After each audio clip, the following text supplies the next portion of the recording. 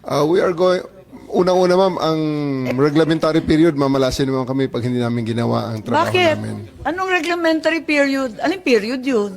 The Article Dahil sinabi 125, na nga ni Executive Director sa ating PCTC, na diffusion lang naman yun eh. Wala nga commitment pinag-uusapan dun eh. Wala nga red notice, pambira eh. there is a warrant. Tagal-tagal na ni Arnie Tevez eh. Wala pa rin, di ba?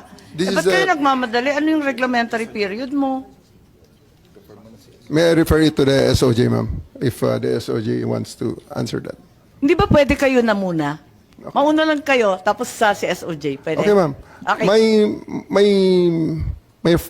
My main processes during the time is that I have implemented a warrant, and it is therefore the person is already arrested by virtue of a legal warrant, and Article 125 comes into play of the revised penal code, which is entitled delivery of persons legally arrested to the proper judicial authority, and I do believe at this point the judicial authority will be the ICC.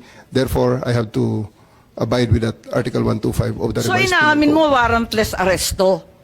Kasi yung Article 125 ng RPC does not apply kung may warrant. So inaamin mo walang warrant. At the many stages, ma'am, all the many other, Hindi, among make other up your laws. mind, General Torre.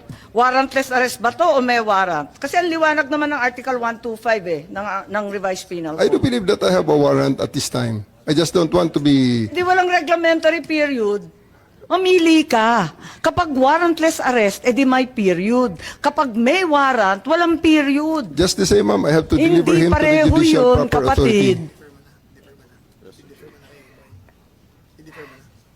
Hindi magkapareho yun. The reglementary period only comes into play when there's a warrantless arrest in accordance with Article 125 of the Revised Penal Code. Di po ba? At saka may kinalaman yun sa delivery of the accused and arrested. Di po ba? And I'm being cautioned by the DOJ, ma'am, that it may be sub judice already to discuss that because of the habeas corpus pending in the Supreme Court, ma'am. Pati ba naman ang Revised Penal Code, naging executive session, pambihira.